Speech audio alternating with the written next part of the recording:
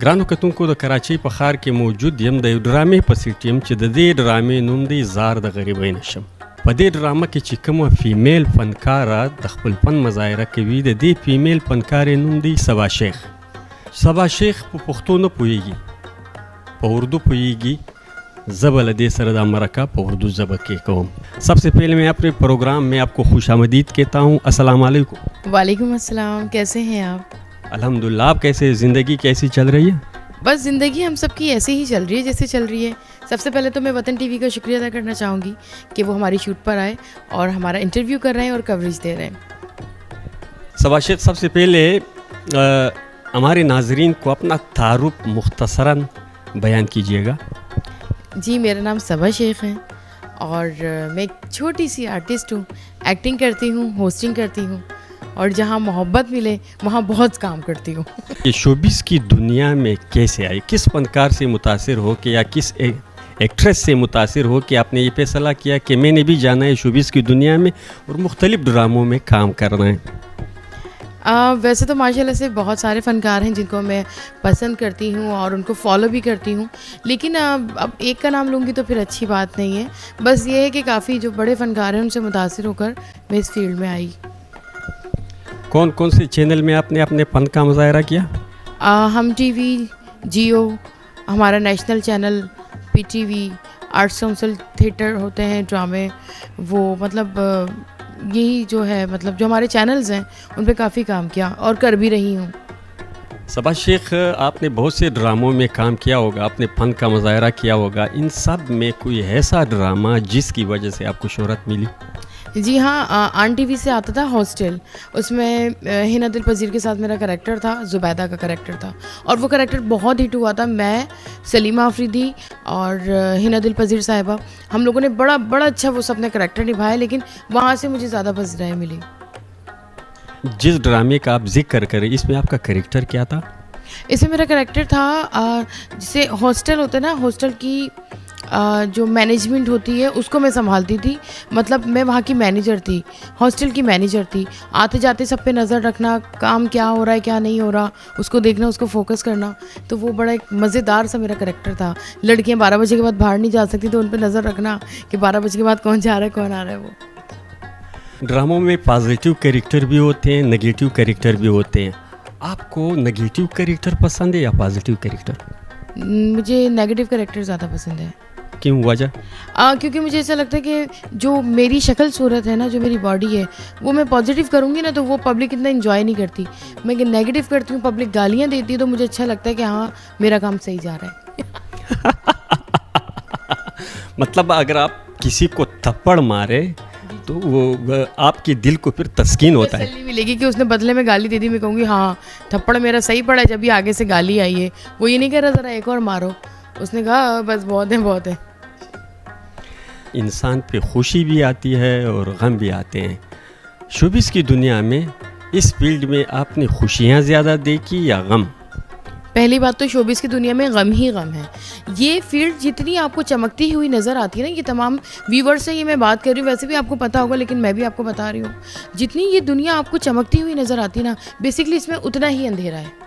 तो ये दूर से ऐसा लगता है कि हम लोग बहुत खुश होते हैं, जितने भी आर्टिस्ट हैं, जितने भी फ़नकार बिरादरी, फिर चाहे वो पश्तो फिल्म्स हों, पश्तो ड्रामाज़ हों या उर्दू फिल्म हो, उर्दू ड्रामाज़ हों या सिंधी हों या बलोची हों. ये सिर्फ दूर से फील्ड बहुत अच्छी है. बाकी इसमें जितने भी आर्टिस्ट हैं और जो जितना बड़ा आर्टिस्ट है वो आपको अंदर से उतना ही गमगीन मिलेगा. अगर कोई कहता है कि नहीं ये गलत है तो मैं इस बात को नहीं मानूंगी कि आर्टिस्ट बनता ही जब वो अंदर से टूट चुका होता है. कोई ऐसा वाक़या जिसको याद करके आप हद से ज़्यादा अफसरदा गमगीन हो जाती हो? नहीं, फ़िलहाल तो अभी कोई ऐसा, अल्लाह ना करे ऐसा हो, अभी तक तो कुछ ऐसा नहीं है. कोई ऐसा वाक़या जिसको याद करने के बाद आपको इंतहाई ज़्यादा खुशी आ जाती है? हाँ, वाक़या तो नहीं है, लेकिन जब लोग मुझे पहचानते हैं, प्यार करते हैं, तो मैं कहती हूँ यार उस वक्त मैंने अच्छा डिसीजन लिया था जो आज मुझे लोग प्यार कर रहे हैं. लेकिन इसको वाक़या तो नहीं कहेंगे, लेकिन बस यही मुझे बस खुशी होती है. आपने शोबिस की दुनिया में ढेर सारे डायरेक्टरों के साथ काम किए होंगे. सबसे बेस्ट डायरेक्टर जो आपको लगा कि ये बेस्ट डायरेक्टर है और इसके साथ मैं बार बार ड्रामों में काम करती रहूँगी? सारे डायरेक्टर बहुत अच्छे हैं, एक का नाम नहीं ले सकती. फिर ये तो बुरी बात हो जाएगी। सब डायरेक्टर बहुत अच्छे हैं और सब अपने जॉब के साथ इंसाफ करते हैं, अपने काम के साथ इंसाफ करते हैं, जो बात है। शोबिस की दुनिया में कितना अरसा हो चुका है? मुझे तकरीबन 19 साल हो गए। अच्छा, 19 साल में आपने पीटीवी में भी काम किया, जियो में भी काम किया, ARY, एक्सप्रेस, इन सारे चैनलों में आपको बेस्ट चैनल कौन सा लगा?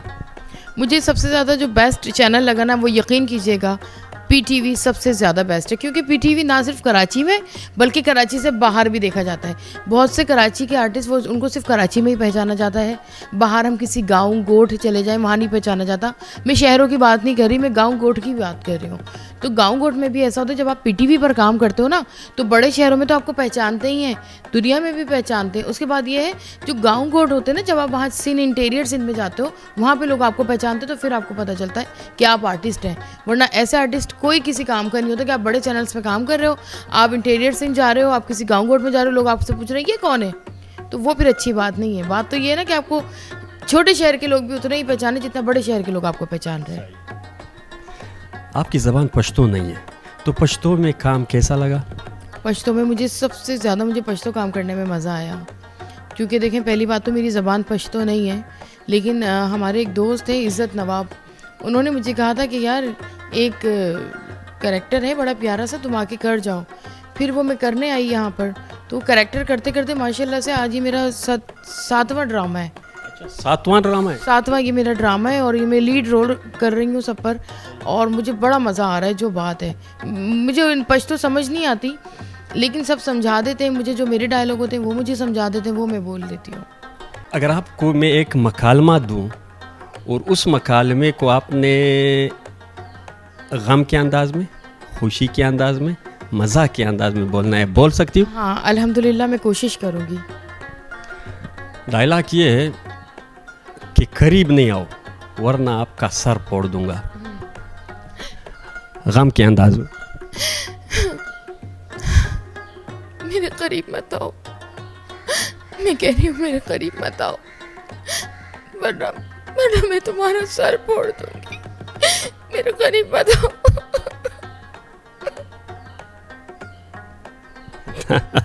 बेहतरीन, ज़बरदस्त हुआ।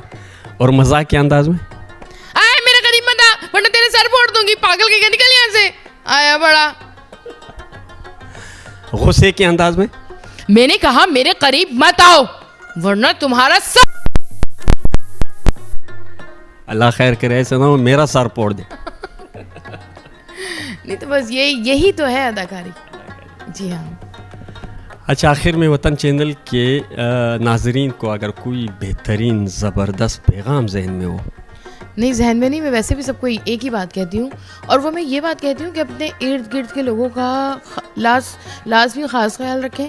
क्योंकि बहुत से लोग होते हैं वो बोल नहीं पाते, सफ़ेद पोश लोग होते हैं, और अगर आप किसी की मदद कर दो या कर रहे हो तो खुदा के लिए ये देखें, मैं हाथ जोड़ के बोल रही हूँ कि उसको बार बार ये बात मत जताना, ये बात बोलना ही नहीं कि हम तुम्हारी मदद कर रहे हैं, हमने तुम्हारे साथ ऐसा कर दिया, हमने यूँ कर दिया, और बाद में अगर उसी बंदे से गलती हो जाए तो उसको वो बात याद दिलानी कि हमने तुम्हारे साथ ऐसा किया था और हमने वैसा किया था। उसको जलील मत करना। मदद करनी है तो अल्लाह के लिए करो, नहीं करनी तो अपना रास्ता अलग करो। बस किसी का मजाक नहीं उड़ाओ, किसी मजबूरी से फ़ायदा मत उठाओ। बस मेहरबानी, थैंक्स। ग्रानो که تون کو سبا یو ذکر وکړی چې د چا مدد کوایسته، هغه مدد په پټه کوایسته، یعنی په یو لاس کې یا ورکایسته، دوم لاس ته پته نه وي. دا الله تعالی مونږ ته وایي، دا انسانان مونږ ته وایي، دا زمونږ کلچر هم مونږ ته وایي چې مونږ د انسانانو قدر وکړو، عزت یې وکړو، مرسته یې وکړو، مدد یې وکړو. نو هغه مدد بیا په سوشل میډیا بیا جان ته خورول دا صحیح کار نه دی. थैंक्स मेहरबानी. गाइस अपना बहुत ख्याल रखिएगा, अल्लाह हाफिज़, फिर मुलाकात होगी. ګرانو کتونکو دا اوس سبا شیخ چې له دې سره څو د خوند خوږې خبرې وکړي تر بل خوندور پروګرام پورې مو پر لوی الله سپارلی یاسته. د خدای په امان.